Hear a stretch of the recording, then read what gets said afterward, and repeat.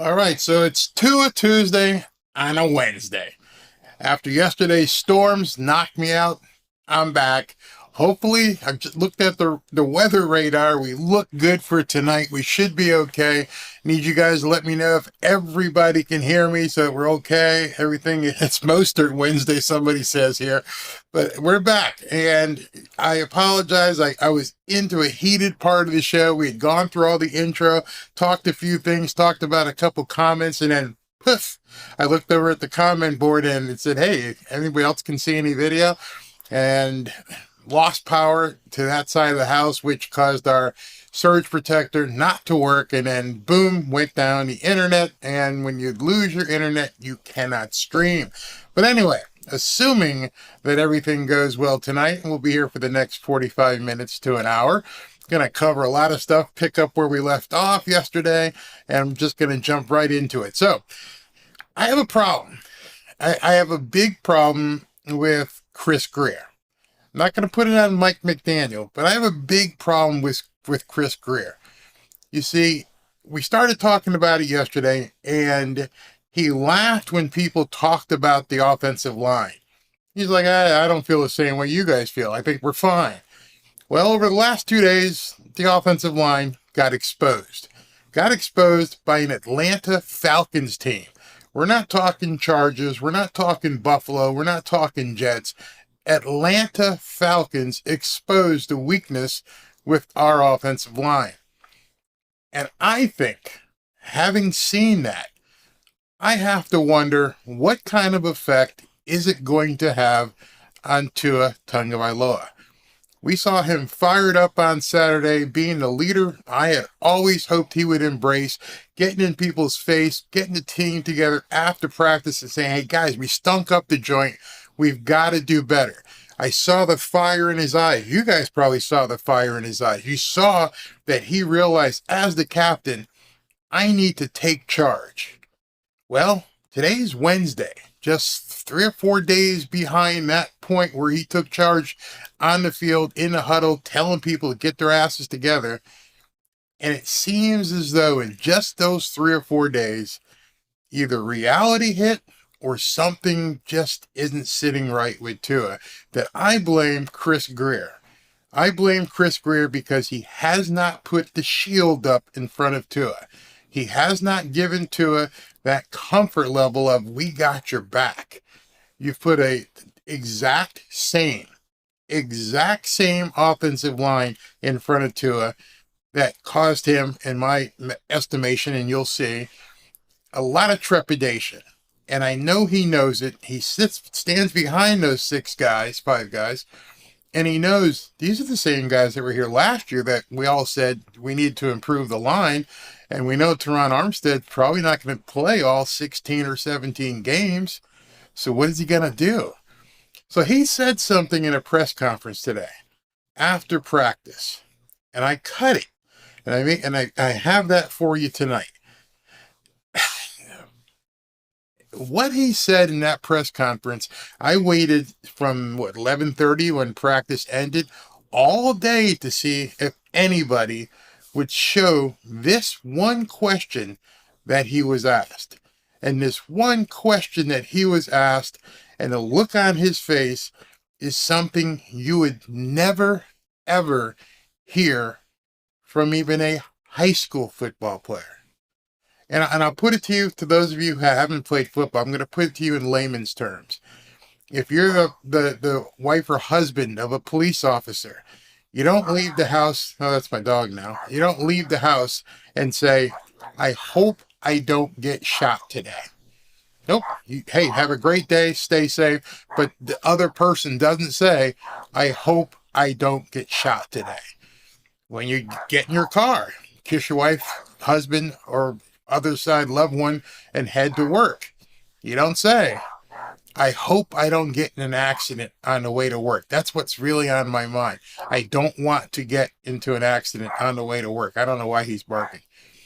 A baseball player doesn't get up in front at bat facing 100-mile-an-hour fastball and come out the dugout and say, well, I hope I don't get beamed by this fastball. You can't even have those kind of thoughts in your mind. You can't possibly be effective if you're thinking about getting injured. So, Barry, what the hell are you talking about? I'm going to play this, and I want you guys to actually hear this because it's pretty compelling, and it shook me when he said it. So let's go ahead and listen to this, okay? I think you guys are going to be shocked if you haven't heard this. Remember, as he's saying this, this is a professional football player.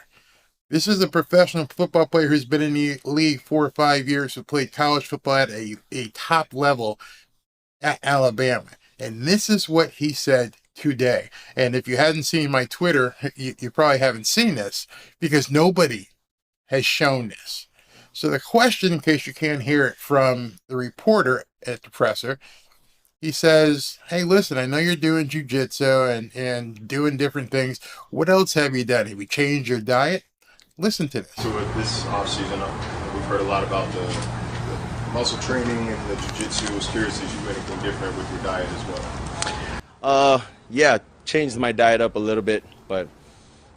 And also, as he talks here, sorry to interrupt, I want you to look in his eyes, look at his face as he's talking. Outside of that, it was what it was. Like I said, I've just been trying to get myself, give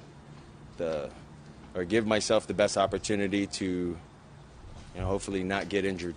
This year, I want to give myself the best possibility for not getting injured. So, Tua, where are you? Hey, that's behind me. I'm ready to go. I'm ready to take on the Chargers in week 1, ready to start this season with a bang and see what we could do. And instead, looking at his eyes, the guy says, I did what I could to try and not get injured. Maybe some of you haven't played football. I'm telling you, no player at any level thinks before they get on the field, I hope I don't get injured today. Doesn't happen. It doesn't even cross your mind. It's not something that any athlete, especially in a professional level, will ever say to himself. It just doesn't happen. And I was waiting. I'm like, is nobody going to talk about this all day? Is nobody going to mention the fact that the captain of the team, who Saturday rounded everybody up and said, let's get going, has two days of practice with the Atlanta Falcons, and today after practice says, I did what I could. I just hope I don't get injured. I was shocked. In his eyes, the fire was gone. And I blame right now Chris Greer, because the offensive line is crap. And it was crap last year, and he's got the same guys in front of him, and they got beat up for 2 days. Yeah, there were some nice throws that he personally made, but a lot of those things wouldn't have happened if this was a live game. He would have been sacked. He would have basically had to throw the ball away. And as we talked yesterday, and maybe one of my other videos about extending plays, you can do that somewhat in practice because nobody's going to hit you because you've got the red jersey on. But obviously, and I know there's a lot of Tua strong fans who may blow that off, and I'm telling you right now, as a former player, and I tried to give you an analogy in your own life, do you ever walk out the door and say to yourself, before you get behind the wheel, I'm going to drive today, and I'm going to do everything I can not to get an accident? And I guarantee you, if you ask yourself that question sincerely, and ask your spouse, girlfriend, boyfriend, that question, hey, when you get behind the wheel of the car, do you say to yourself, hey, I hope I don't get in an accident today? No, muscle memory takes over. I know how to drive. Yes, I know how to use my rear view mirror. I know how to use my side mirrors. I understand how to look at things and gauge speed and understand, but you don't think about it. You just get in the car and go because you've been driving and you already know. You know your reaction time. Down here, if you live in South Florida, people can't drive in the friggin' rain. And so you slow down a little bit and you watch ahead to make sure that the people in front of you aren't acting like idiots. But you don't think to yourself, oh shit, I hope I don't get into an accident. I've done everything I possibly can. I hope I don't get into an accident. I hope you can see the difference there. And I try to put that in your wheelhouse if you've never played football, that you just don't do those things. My wife is cooking. She made fried shrimp, which she makes it awesome. She's from South Carolina. Frying up a big thing. Never says, I hope I don't spill this hot oil. And you can use any analogy that you want. You just don't say that. So let me look at some of the comments here real quick. So Dan Pilarski says, is it gonna pop up? Did it pop? Come on. There we go. Barry thought every time someone goes on US 19. Yeah, that's a pretty bad route. Absolutely. Maui on fire. Yes, it is. And my wife lived in Lahaina. She actually lived there for a long time. And she was heartbroken. She called some people she knew over there. Hey, stop dancing over here. What's going on? Okay. They asked Tua at the press conference earlier today, did he know about Maui being on fire? And he said, no, he didn't know, but I'm sure if he's got some friends or family there, he's on the phone with them. But it's crazy over there. So let's see. You need a blocking team. So Mike says, if I can read this correctly, so hard you're a QB, have to use your head, but you got to feel the game. Yeah, you need a block. You need people blocking for you. Absolutely. Hey, Pablo, how you doing, man? Pablo says, you just made it's real small. You just made a point that both of us have been screaming about since last year. The O-line is subpar, has its moments, but generally not elite. Yet I hear many saying Tua can't stay healthy. How can he? And if it's affecting his personal well-being, where he's having to think about it, that's dangerous. That's absolutely dangerous. Mike McDaniel needs to pull him aside right now and say, listen, if you're feeling at all worried about you might get injured, let me show. I'm gonna do with you guys right now. Put you guys all in the Tua Tagovailoa mindset, and you're the quarterback behind this offensive line. I'm gonna show you 3 plays. I'm gonna show you what I wanted to show you last night was what happened in the preseason game against the Philadelphia Eagles. I'm going to show you exactly what happened against the Cincinnati Bengals, and close your eyes if you don't want to see it. It doesn't look bad on refilm. And I'm going to show you at Green Bay. And first and foremost, there was a guy last night. I got to find this. Where is this? Okay. This guy yesterday posted this. And I had to, there's my goofy picture. And he said, let me get rid of Pablo's comment so you can actually see this. He goes, you guys didn't watch the games. He didn't get hurt trying to extend plays. He did not get hit hard. And I said, I don't know what these people on YouTube or on Twitter are saying about he didn't get hurt by trying to extend a play. He absolutely gets hurt trying to extend plays. And I said to myself, after I saw that last night and we got disconnected, I go, oh, this might be a godsend. Let me go pull up these plays so that I can actually show you guys specifically what I was talking about. Let me erase any doubt from your mind about what happened. Let me go ahead and dig in and show you from a perspective of game film breakdown. I can't go back and forth because when you're live, it's very hard to do, but you'll be able to see specifically. I can pause and go forward, but I can't really go back and forth. But you'll see for yourself. You'll absolutely see for yourself that it is the breakdown. It's the trying to extend the play when the play has completely broken down and you're looking for somebody else. You do not have this offensive line to be able to do that.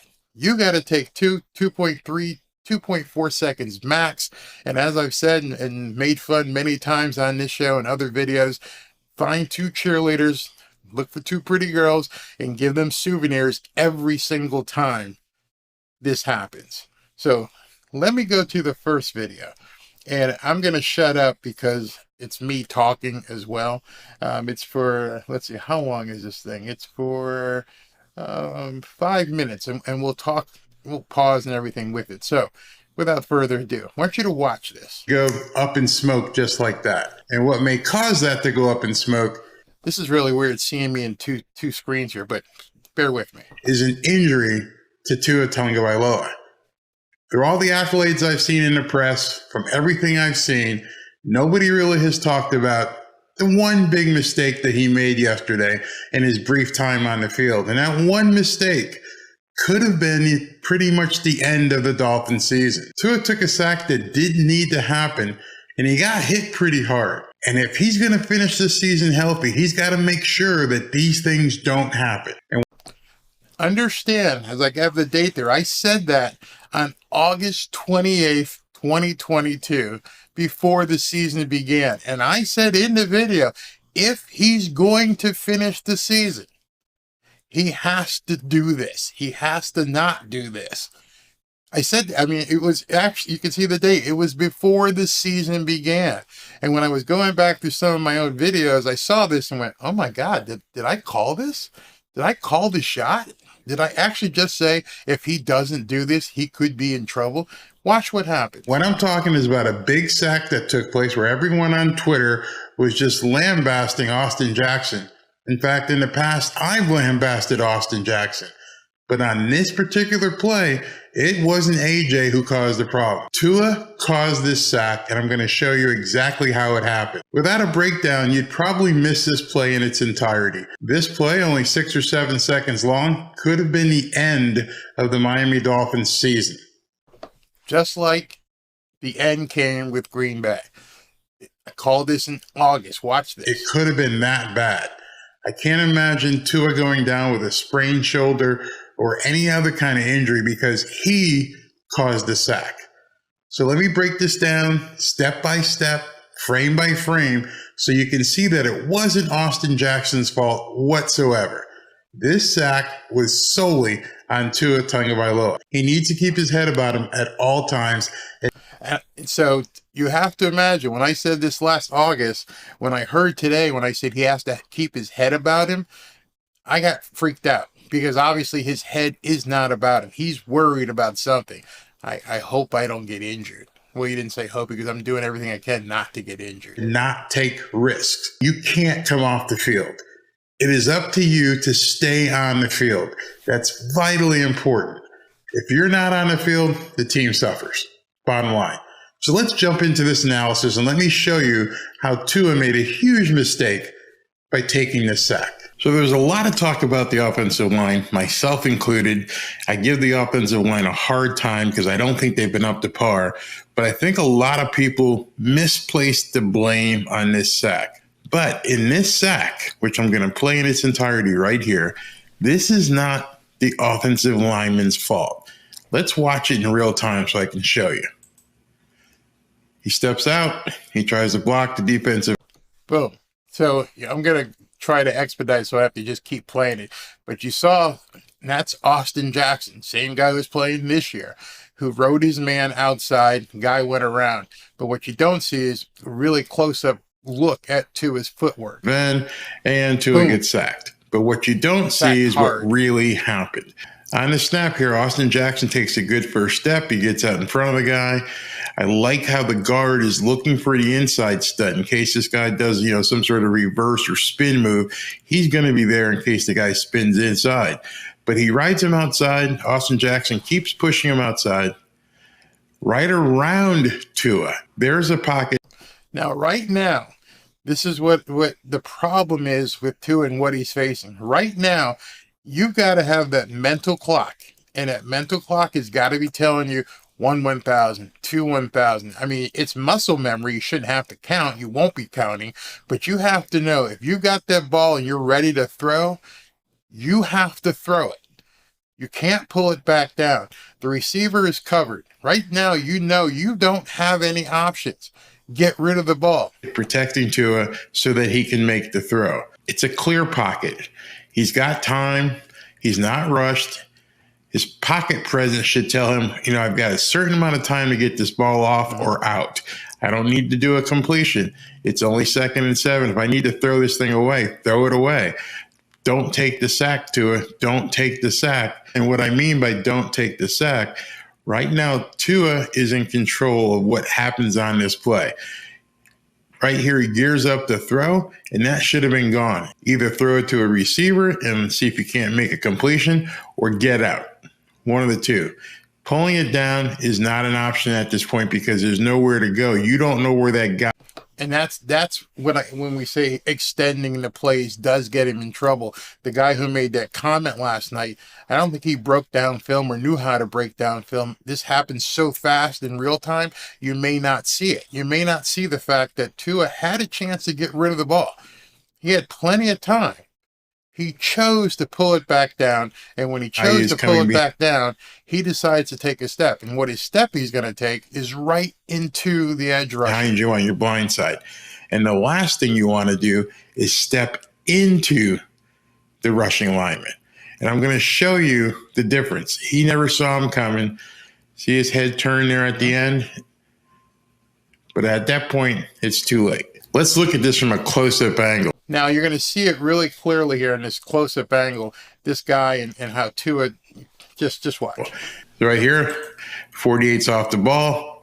Austin Jackson engages with him. You can see the guard. The guard right here is looking. He's looking to see if this guy's going to do a spin move and try to come inside. When he doesn't see that happen, he knows he doesn't have to worry about it. He knows that Austin Jackson has things under control, and then he's going to push this guy out of Tua's way. So here's where the problem comes in. He's got the guy beat.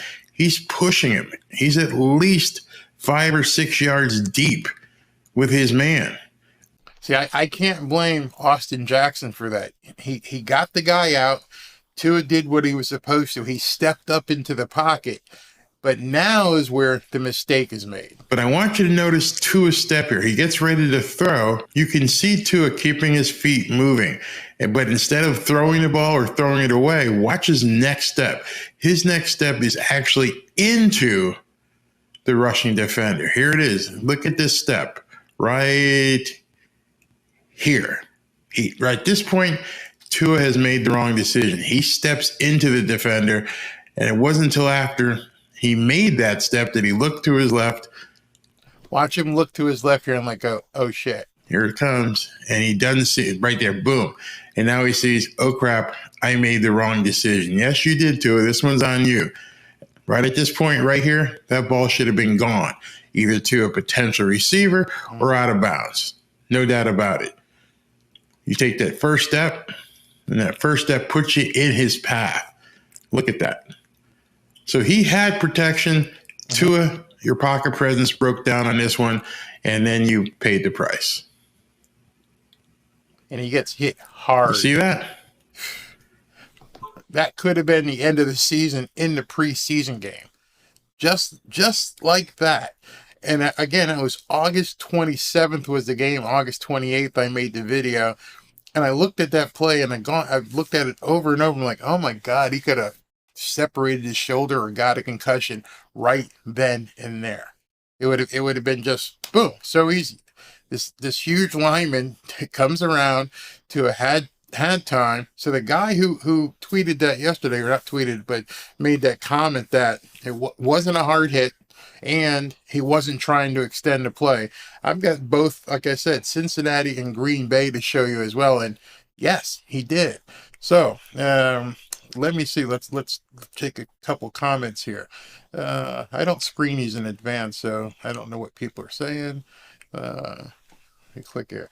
Do you think nobody, as in his QB coach or head coach or Marino, hasn't pointed these things out? That's a great question. And the answer to that question is scary. Because I think the answer to that question is hell yes, they have. I think Marino has. I think the other quarterbacks on the roster have. I think even Brian Flores said it. And I do think Mike McDaniel has said it. And I think Bev, the quarterback coach, has said it. There's no way they haven't told Tua, get rid of the friggin' ball. The scary part of this is when he was asked at the press conference, I played it in another video, he says it's hard. It's hard for him to get rid of the ball. So, yeah, I think every coach he's been around, I think Marino and some of the guys on the field, like, dude, you got to get rid of the ball. There's something where he's not understanding that your livelihood, your family's livelihood, this team is dependent upon you being on the field. We don't need you to extend plays. Throw it away, live for another day. His exact words were, because a reporter said, hey, how hard is it for you to learn to live for the next play? And he looked at him and put his head down and goes, it's hard, man. It's just too hard. No, it's not. I said it in video 2 days ago. No, it's not. If you can see it in your question, and we all can see it, and he can see it, the scary part of this is I don't think he has the ability to develop that. And that's what I don't know what we're going to do. I don't know what this young man's going to do, because his livelihood is threatened by the fact that if you see it, I see it. That means every defensive coordinator in the National Football League has seen it. And these guys are friggin' brilliant. And they know what the hell they're doing. And I can't imagine you're telling Micah Parsons and Nick or Joey Bosa, whichever one plays for the Chargers, and Chris Jones for the Chiefs, and some of the guys, the Eagles defense, this defense, who has these films. They all have the films. Can you imagine? They're all sitting back going, you get some pressure on him, he's going to try and extend the play, take him down. I don't mean try to hurt him. I'm not saying that at all. I'm not saying anybody says, hey, let's take him out, let's give him a concussion. But every defensive coordinator in the league says, if we somehow block a route, if Tyreek or Waddle aren't available on that first read, he's going to try and pull it down and make a play. That's when you attack. If I was a defensive coordinator, if you were a defensive coordinator and you've seen this time and time again, and your entire job was to do nothing but look at film, go back and forward, go back and forward, like I just did here. I did this for like 6 minutes. I won't show you the rest of it. I just went back, forward, back, and went, oh my God, I can see it. If that first read's not there, if he can't hit somebody coming across the middle, he's going to his muscle memory.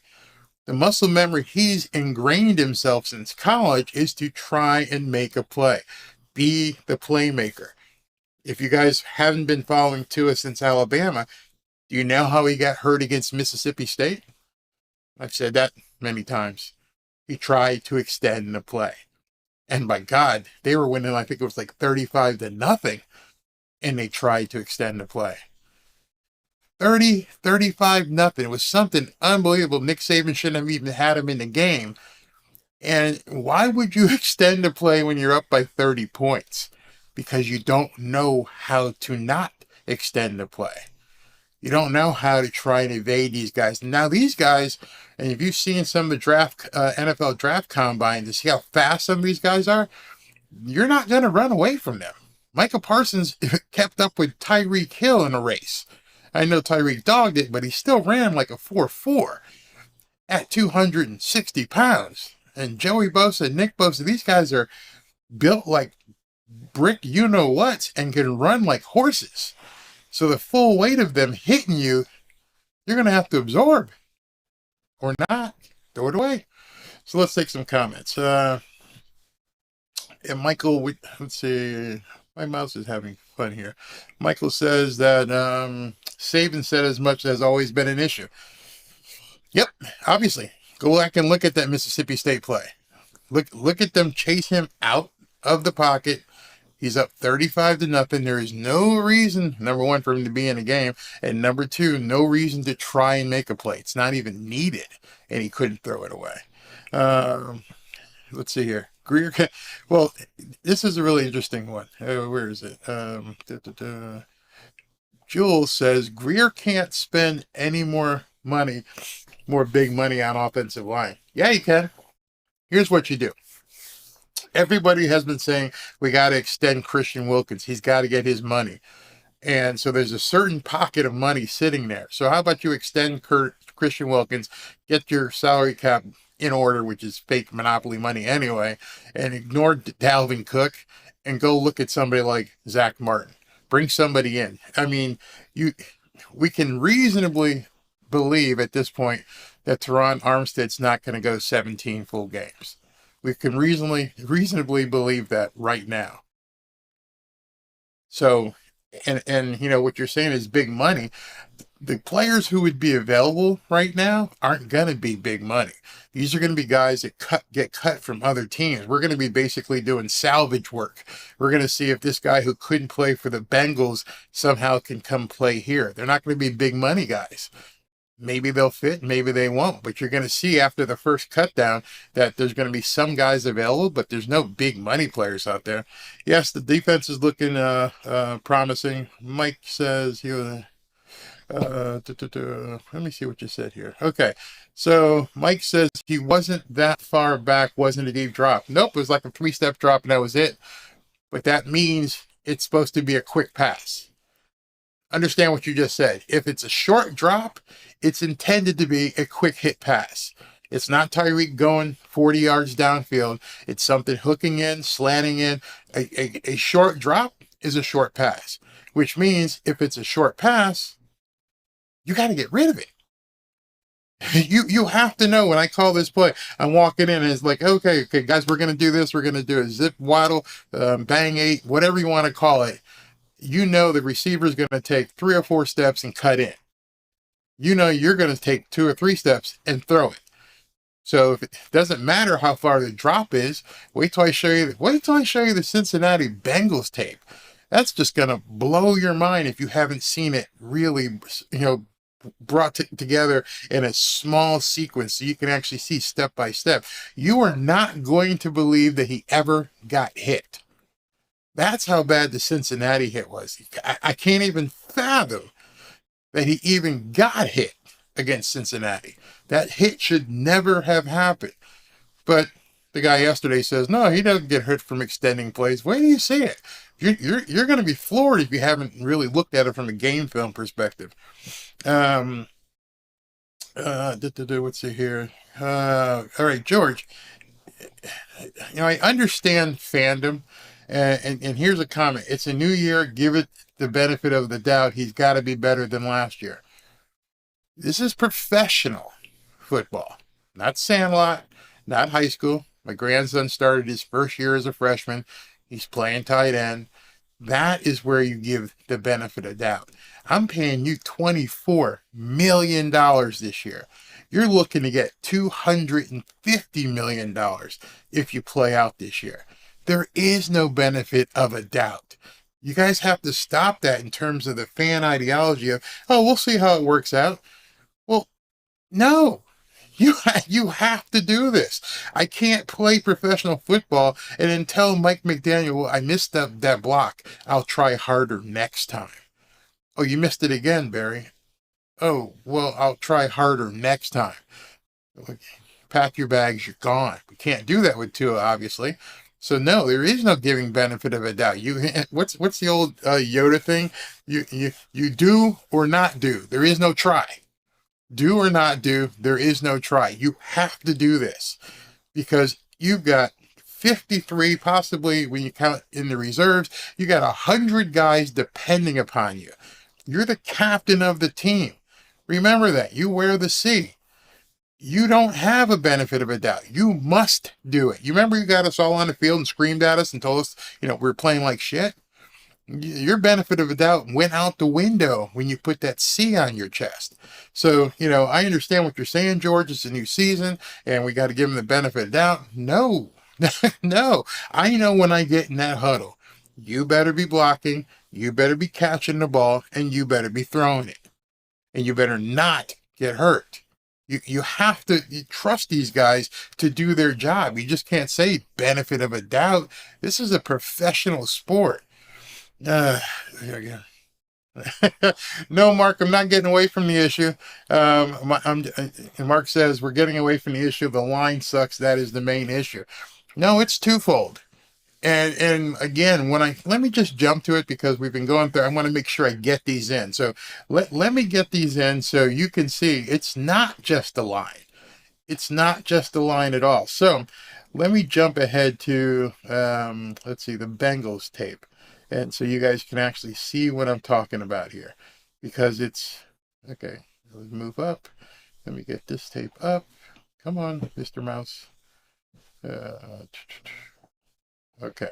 All right. This is going to be the Bengals tape. And when you see this, I probably don't even have to narrate it. You can probably see yourself and you're going to go, oh shit, what the hell was he doing? Without further ado, let's go to it. All right, so Tua's behind center. I'm just setting this up so you know what to focus on. So they're basically an I formation. You got two guys split out. You got your tight end is there, your guard, tackle, center, guard, tackle. So as this play starts, Tua does the fake. Look how much separation he has right now between the line and where he is. Look at that separation. So he right now has 8 yards or so between any guy in a white jersey. There's nobody around him. It continues. Look at where he is now. There is nobody around him.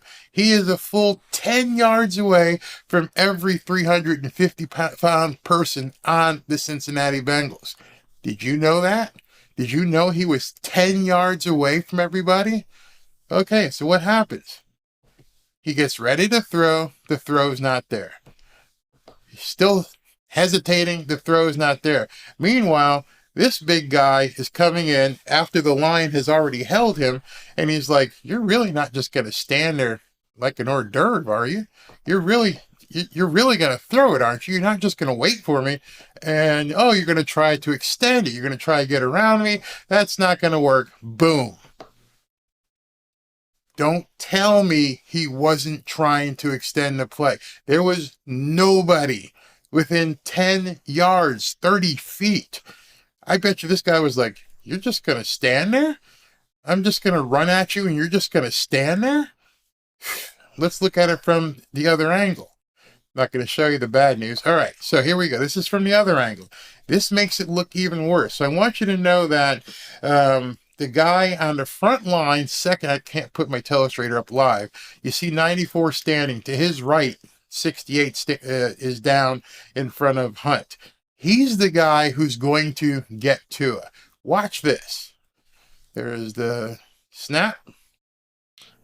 Look where 68 is right now. That's the guy who eventually is going to get Tua. He's being pushed away by 2 linemen. Now, look at that. Look at where Tua is right now. This is the play where he got the horrible concussion. And people say he wasn't trying to extend the play. There is no possible reason that he even got hit on this play. Tom Brady ain't getting hit on this play. Patrick Mahomes ain't getting hit on this play. There's nobody there. So it's almost like, watch, 68's like, okay, now I've lost the lineman. I've shed the lineman. You guys are saying the linemen weren't holding their blocks. Yeah, they are. They just did. They just held their blocks and like, I'm not sure which player it is, but turned around and go, he still got the friggin' ball? Why does he still have the friggin' ball? All right, couple more steps. He still got the friggin' ball? Why hasn't he thrown the ball? This guy is bearing down on him with all of his 350 pounds of grandeur. He probably can't believe Tua's still holding the ball. And he takes a few more steps, and you know what happens next.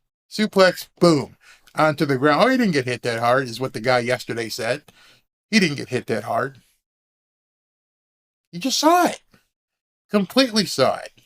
I didn't, that's not my tape. This is the NFL tape, all 22. And I broke it down and I went, you gotta be kidding me. This isn't good. You can't have 10, 12 yards of separation. And in that 10 or 12 yards of separation, allow a defensive tackle who's 350 pounds to run you down like you got deer in the headlights and you don't throw it away. And you were out of the pocket, so he wouldn't even have to throw it away. He could have just thrown it on the ground. Extending the play, as I said yesterday, is Tua's kryptonite.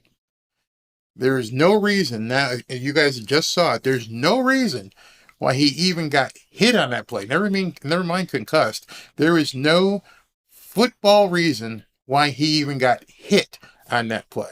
I'm sure he has watched this play continuously on a loop for the last 7 months. I'm sure Mike McDaniel has said what I'm saying right now to it. You got to get rid of the ball, man. You got to throw it away. So I'm sure after this game, which was in September, they told Tua, don't ever do that again. If you do that again, you have a chance of getting hurt because you've got no protection. There's nobody back there. You're standing out on an island, and this 350-pound guy is coming at you full speed. What do you think the likelihood of something happening? And you're not a 4-2 runner. More than likely, you're not going to outrun him. And then you get this year, where people say he's bulked up, he's gained weight. What do you think his speed is like this year? I bring this up because it is important that he understands or learns, like the other guy who made the comment, is, don't you think the coaches have told him? I think everybody has told him. I don't know if this is something he can put as part of his repertoire on the field. And I was hoping we'd see it in the Atlanta practices. And I was hoping we'd see him play against Atlanta on Friday night. And I wanted you guys to be able to see this so that you can see on Friday night and keen in. If he plays, I doubt he's going to play after the 2 crappy practices they had with Atlanta. So you guys can look and say, is he holding the ball too long again? Is he putting himself in harm's way? Zach Gooby. Hey, Zach, how you doing, man? Zach says, the offense we run is a QB killer. Look at the Niners. They went through 4. Yeah, because it requires a quarterback to basically lose their competitive sense to a certain part and believe in the play. The play is this. What I need you to do is run this play and get rid of the ball. Forget trying to extend it. Don't be a scrambler. I don't want you to do that. I just want you to run this play, throw it, and if it's not there, throw it away. And so you're hoping that a quarterback hasn't had that issue, but that's what it is. You got to get rid of it. It's meant for quick. Quick read, throw it away. And if you can't do that progression or you can't throw the ball away, you're going to be in this over and over again, this problem. And so I saw it last August. You saw it here in Cincinnati, which is just 1 month later since that Eagles game when I did that video. And then we saw it again in the Green Bay game. Hey, Joe, what's up, man? Thanks for coming back. I know it was just awful yesterday. All right, small letters. So as it is a very possible scenario that we deal with this upcoming season without Tua again because of an injury, what are our options? What do you feel we can do to salvage this season? People said I had given up on Tua because during the early part of the offseason, I advocated go get quarterback 1B. Don't care what you pay him, make sure that guy is there. And people are like, oh, you got to believe in Tua. And I'm like, I've seen these films. I do a lot of film work. I mean, I have to as part of what I do. And what you guys will see too is this is what I do when I do my breakdowns throughout the season. I really break it down so you can see it.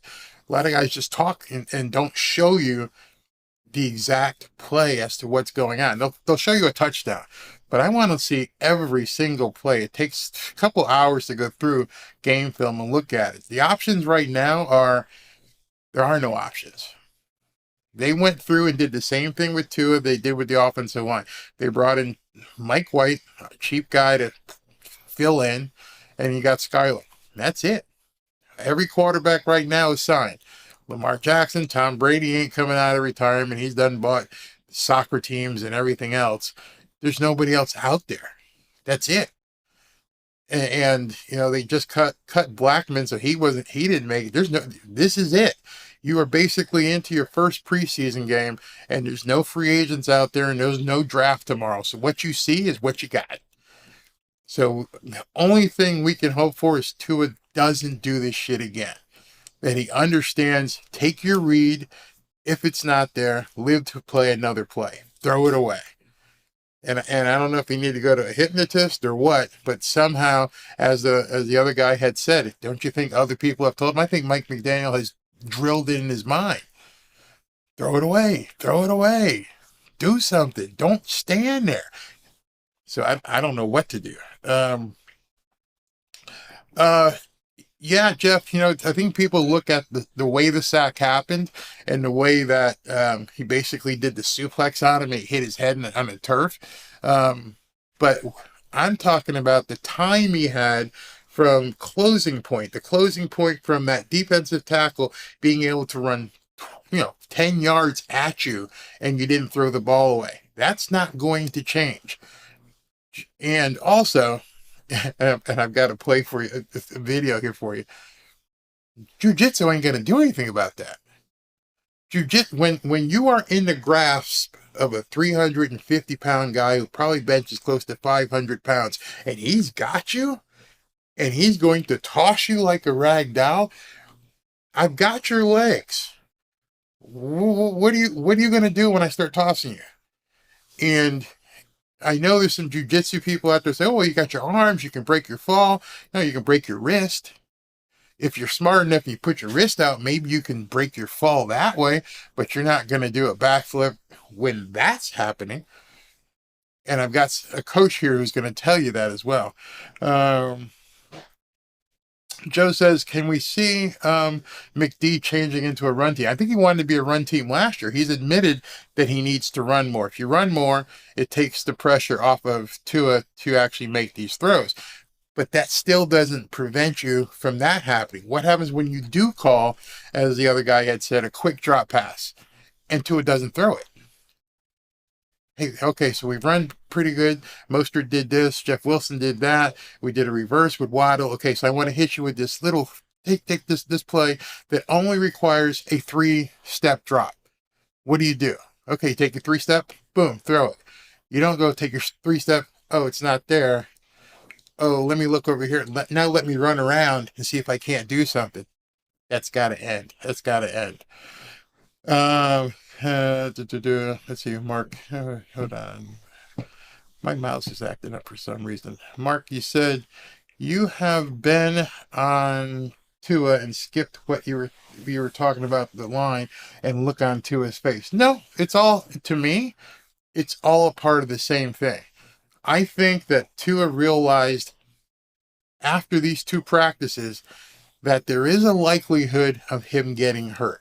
Something happened between Saturday when he yelled at people in the stadium and that podium today with these 2 teams doing their joint practices. As he talked about the value of joint practices, a lot of stuff gets exposed. He may indeed have seen the offensive line is the same offensive line as last year, which means if I know I'm working with a somewhat porous offensive line, even more impetus for me to get rid of the ball. If I know that, okay, there's nothing I can do about it right now. There's nothing. He can sit back at home and talk to Anna and say, man, these guys really suck. I'm just talking between you and I, Anna, but they really suck. Or his best friend or anybody. But it isn't going to change. Rich Berry's trying to whip these guys into shape. Mike McDaniel's trying to do his best, but these are the cards that have been dealt. There's nothing else coming in. This is it. What you're looking at from the first team perspective is basically it. Anybody they sign, it would be unlikely that they're going to break into the first unit. So you've got Teron, Eichenberg, and maybe Isaiah, Connor Williams, Hunt, and Austin Jackson. And that's if they all stay healthy all year. Chris Greer didn't do anything to address that offensive line. You knew going into the season you had a injury-prone quarterback who needs protection, who needs time to execute, and you didn't do anything. Nothing. If you looked at the depth chart that they put up yesterday, every single starter is exact same from last year. So Isaiah Wynn, maybe he beats out Eichenberg. Okay, you're still dealing with subpar second stringer type guys from other teams. You're not dealing with a strong offensive line. So, what you're saying here, I skipped. No, I didn't skip it. It's exactly the same thing. So let me move forward so I don't run out of time. So this one here, that was the Bengals. Let me see here. Okay, so now what I want to do is I want to show you the Green Bay game or the Green Bay sack. So here we go again. All right, so Tua is under center, And he gets a snap, fakes the pitch, comes back with the play action, and boom, he's right there. Pocket is perfect. Offensive line held it. Short drop. This should be a quick throw. If it's not there, what do you do? If it's not there, Tua, what do? You throw it away. Wait a second. It's not there again, Tua. This guy's getting loose. Oh, it's not there. Oh, let me turn around and try to extend the play. I had to go find this after this guy yesterday said, oh, he wasn't trying to extend the play. Yeah, he was. And he went down. Look at it from a different angle. All right, so this angle shows it better. You got a pocket presence right there. They even have more guys up on the line. Here comes a snap, motion, play action. Boom, right there. Look at that. Look at that pocket. So when you tell me I'm not dressed in the offensive line, I am. This isn't supposed to be a long hold. When I say hold, you're not supposed to have to hold your man that long. You're supposed to, right now, you pull back, look at your read, and get rid of it. Again, just like with the Bengals, he's got the left side guy, and I believe that's also Tehran getting beat out there as well. But you got your guy out there. You can see him. Boom. No, that's Durham Smythe. All right, so right about now, you see that defensive end is coming in on a tight end. What do? Well, if you're Tua, you should be throwing that ball away. But instead, there you go. You turned around again into the path of the guy rushing. Notice that he's got something wrong where he turns into people's path. And so at that point, it's all over. Guy's chasing him. Boom, down. That's it. I went back and like I said, after I saw that comment yesterday, I said, are there people walking around saying that Tua extending plays isn't the problem? And I realized that they probably hadn't seen the actual game film. They haven't looked and seen what was happening. So, Mark, when you said I wasn't looking at the the offensive line, yeah. This offensive line and why Chris Greer probably said, oh, I'm not really worried about it. I think they'll be okay, is because they're supposed to be okay based upon the time that they need to keep the quarterback safe. That wasn't a blitz. That's another thing. If you looked at all three of those plays I showed you, the Philadelphia Eagles in preseason, the Cincinnati Bengals concussion, and the Green Bay concussion, none of them were blitzed. Those were just the guys up front. One of them was a defensive tackle. Wasn't even an edge rusher. That's not supposed to happen. You aren't pressured enough to have to worry about that. Get rid of it. But he's not getting rid of it. So yes, it is with him extending the play. Right now, anyone who's here, who's seen it, I thank you for being here. You clearly see the problem is the attempt and the feeling that you can get out of this. Instead of understanding you can't, this team isn't designed this way. If you don't get rid of the ball, you're going to go down. So Mark, your question about what do we do about the offensive line? You're looking at why Chris Greer says the offensive line isn't the problem. We look at it and go, hey, he's getting sacked, he's getting pressured, and you have to look at the game film and realize it's not really the offensive line. How long do you expect an offensive lineman to keep somebody out? Especially when it's a quick hit play. Boom, play action, you come up, you're looking for someone to hit. That's what play action is designed for. You're faking the handoff. As you fake the handoff, you're coming back up and you say somebody should be open. And then you're going to throw to that person. It's not fake the handoff and just bake a cake back here. Because now you're in trouble. Because now everybody up front realizes, hey, it's a pass. Let's get in there. And again, I'm going to go back to what I just said earlier. Every single defensive coordinator in the league has seen what you guys have just seen and more. If you were a defensive coordinator in an NFL team, what would you be game planning right now for the Miami Dolphins? Pretty simple thing. Pressure this guy. Get pressure on him. Make him beat us. Make him throw the ball away. Make him go 3-and-out. It's right there. And so now people have had 7 long months to sit back and just go, rewind, forward, rewind, forward, rewind, forward. There were a couple plays in the Cincinnati game that you guy didn't show. Then he actually got hit harder, but he didn't hit his head. The guy just smushed him a couple times. So understand what we're looking at come, the season is that every one of these defensive coordinators has seen this. Everybody's focused, they can't cover Tyreek. Well, Atlanta did. Don't forget the one-on-ones. That's just fan bait. When they went 11-on-11 and things happened, it's very hard. They did today. I guess they went one-on-one and they just stopped the inside routes, and then just Tua had to throw interceptions, or it just wasn't good, or he got sacked. Somebody touched him. It is what it is. What run to the short side of the field? I don't know what you mean. What do we think about the quarterback room? I think the quarterback room, we can't really think about it anymore. It is what it is. It's Tua, it's Mike White, and Skyler. That's it. What do I think? I think, quote, as they all have been saying, if Tua can stay healthy. There's a reason why everybody is saying if. You just saw 3 of those reasons. You just saw 3 tapes that I'm sure every analyst has seen as well. And they're all looking at it and going, it's not an if, it's a matter of time. If he doesn't come out in the first game and throw some balls away, people are going to lick their chops the whole entire season. And this year, we're playing some of the strongest edge rushers in the league. I guarantee you, you can look at these films, you can go back and check them out. Flip the jiu-jitsu. Nobody's worried about the jiu-jitsu. This is what people are looking at. Is he going to hold the ball too long like he's done since he was at Alabama? That's the muscle memory he has to break.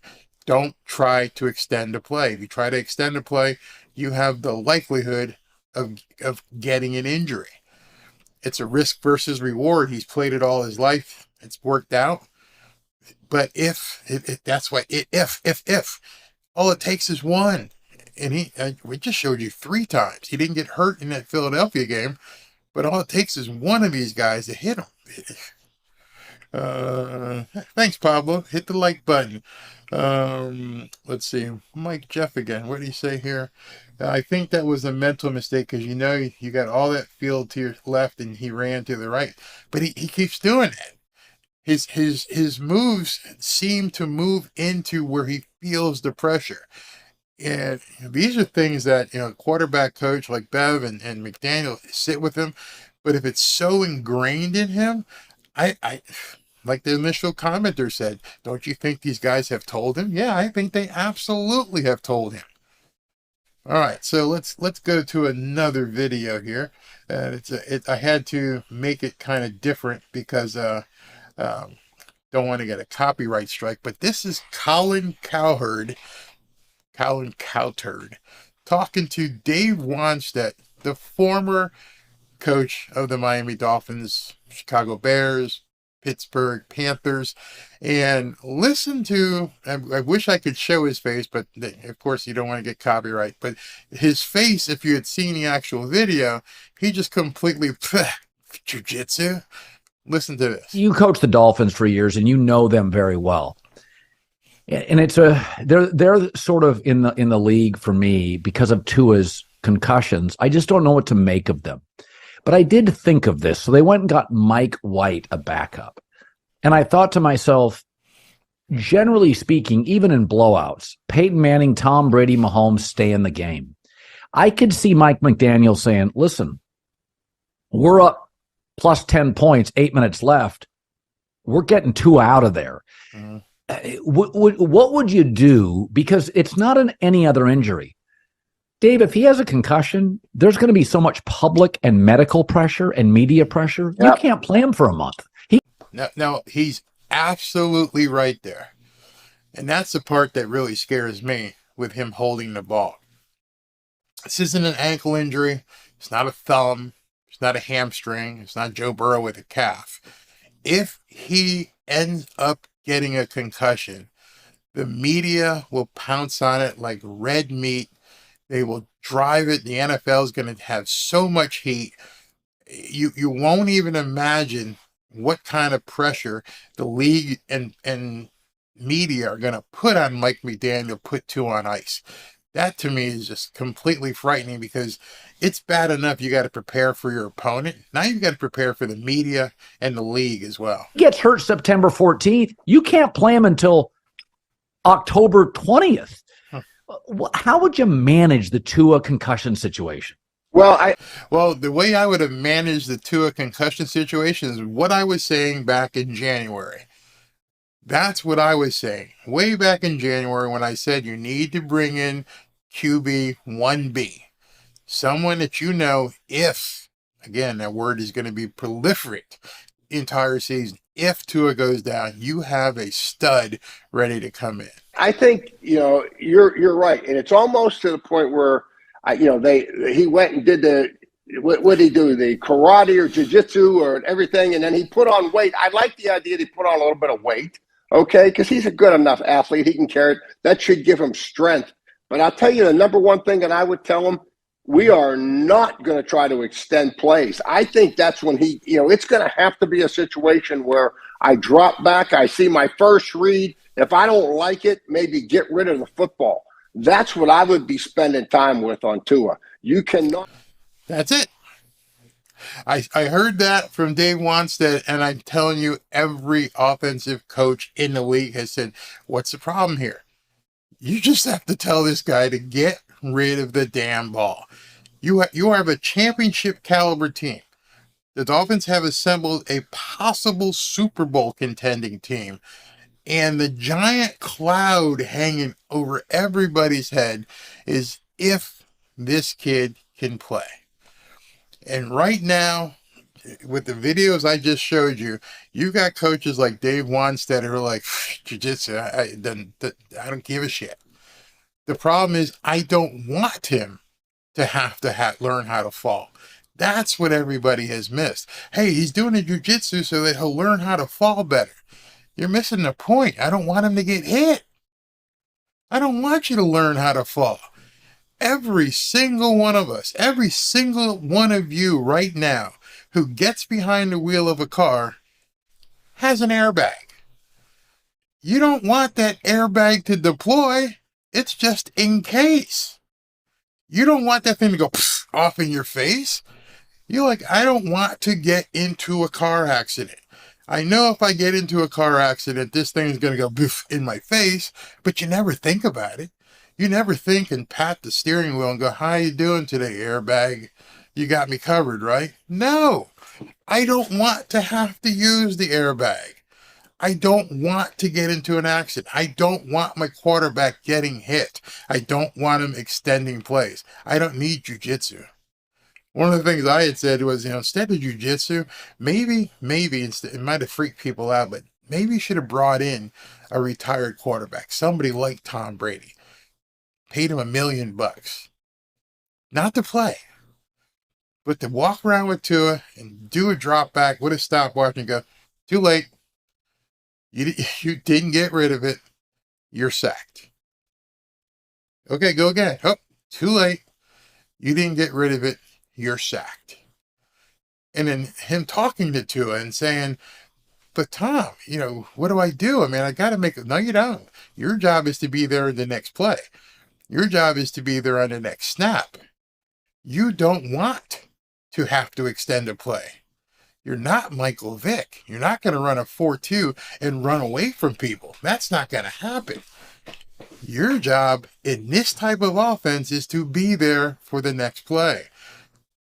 That's what it takes. It's going to have to boil down to Tua understanding and absolutely understanding that he's got to be ready for the next play. And if he's not ready for the next play, or he thinks that something's going to happen, that's why we got this. This offseason, we've heard a lot about the muscle training and the jiu-jitsu. I was curious if you do anything different with your diet as well. I want you to look right into his eyes before we close tonight. I want you to look at this. Yeah. Looking down. Changed my diet up a little bit, but watch his eyes. Outside of that, It was what it was. Like I said, I've just been trying to get myself, the We see his eyes far away. He's not looking at the reporter. He's just trying to think. or give myself the best opportunity to, hopefully not get injured.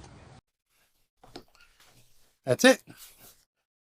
Something happened from Saturday to the guy we saw today, where he had that faraway stare, and he was like, I just gotta do the best. So just do the best so I don't get injured. That is not confidence. That's not building something. Something is wrong in whether he doesn't have faith in the offensive line, whether he doesn't have faith in himself, where he thinks he can't get rid of the ball. I'm not sure. But you have watched this. If you're still here after this 60 minutes or so, thank you very much. But you just saw those 3 plays. If anybody tells you that he doesn't get hurt extending the plays, you can actually see right now he does get, that's when he's most vulnerable. When you're most vulnerable, you have to make sure you don't put yourself in that vulnerable position. And he, as of today, hasn't been able to get away from that vulnerable position.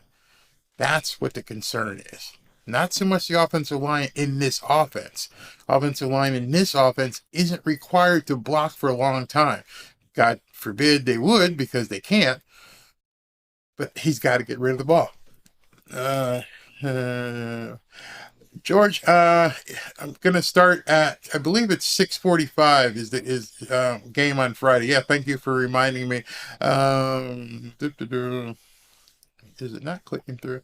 There it is. I'm going to start 6:45 with the broadcast. If you guys haven't been to one of mine, I have fun. I talk through the games. I do some giveaways and stuff, and we'll see what it is. I'm not just going to be intent on calling the plays. We talk. We figure out what's going on. I want to talk to you about what you got for dinner, and then we can see the plays. And then if he's playing, which I doubt he's going to at this point, even though I think he should, I really think he needs to get out there and play. Especially after these past 2 days of practices that kind of look like crap. Get some game feel. You remember, and this is something to remember. People say, well, every quarterback's been out. Well, his last game was December 25th of last year. A full almost 8 months has passed since he's had any pressure. He's wearing the red jersey. Nobody can touch him. I played your video. He knows nobody can touch him. I think he needs to hit the field. I think he needs to get out there and try it under game situations. Well, Barry, no quarterback has played, in the last 6 or 7 months other than Patrick Mahomes and Jalen Hurts. But not every quarterback went down in their last game. Think about this. When you are a batter in baseball, you don't want to have the entire offseason with you having struck out on your last at bat. That sits in your head all offseason. You want to get back out there and prove you still have the goods. 2 series, 3 series, maybe. Because one of the things I would want to see if I was Mike McDaniel is, are you going to get rid of the ball? Do I have to worry about this all season? If you can't do it in preseason, you're not going to do it during the season. So I'm going to call some plays. I may even call some plays that I know won't work, just so I can see, is he going to throw the ball away? But I doubt we'll see him. But any event, I'll be up at 6:45. Yeah, you play behind that line. Tua makes, Jules says, Tua makes the line look worse than it is. Well, it's funny you say that, because every one of us, me included, has said this offensive line is porous. It's bad. It sucks. People have said that. And then when you look at the offense and what it's designed to do, I won't say they're F and D. I would say they're C. They're average, because they're not designed to hold the ball for a long time. The quarterback has to be basically the point guard, which somebody called him, earlier in the offseason, is you have to get the snap. You got 2.2, 2.2, 2.3. you guys can go ahead and pull a stopwatch and watch some of the stuff in practice, and you look at your stopwatch, and if it goes beyond 2.3, you're done. You are absolutely done. Then you are playing behind an offensive line that's going to get you killed. If Mike McDaniel said, I expect you to be back there and get rid of the ball between 3.5 and 4, I'm like, Mike, you got the wrong offensive line. This ain't ever going to happen. But if I'm telling you, you got to get the ball away within 2.2 to 2.4, basically that's stop the guy at his initial surge, and he's going to get rid of the ball. Now, if there's a blitz, then you got Alec Ingold or somebody else there, hopefully to pick it up. But you got to get rid of the ball. And I'm telling you, I don't care who plays on Friday. We'll look at the game and we'll see. I want you to look at Mike White's release. I want you to look at Skylar's release, how much time they take. If it goes beyond 2.3, 2.4 tops, they're going to be a sack or they're going to be in trouble. And at that point, that's not the way this offense is supposed to work. I think he said he wants it out within 2.2. That's what it's supposed to be.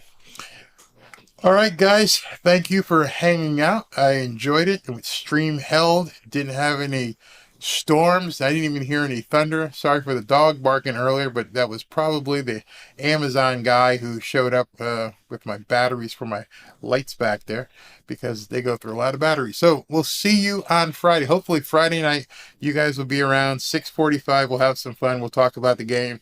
We're gonna, let me see. I covered everything. Hope you guys enjoyed yourself. I hope you got some information from those 3 videos on the plays, that you saw the breakdown of those plays in slow motion and were able to look at it differently than when it happened in a game. When it happens in a game, it's like that. And even when they show the replay, it happens really fast. They don't stop it and show you the evolution. So let me know if you want me to send you those videos. I'll send them. I'll post them and put them on the channel, but I'll put them like in a private area where you guys can look at it and share it amongst your friends and stuff. That might be interesting for some people to look at. And then you guys can talk to other people and critique it and go, look at this shit. Tua had 12, 14 yards before he got sacked. Did you know that? And I guarantee you a lot of your friends would never even know it. Talk to you soon. Have a great evening. Let me know how you guys thought about Hard Knocks. Give me some comments on that.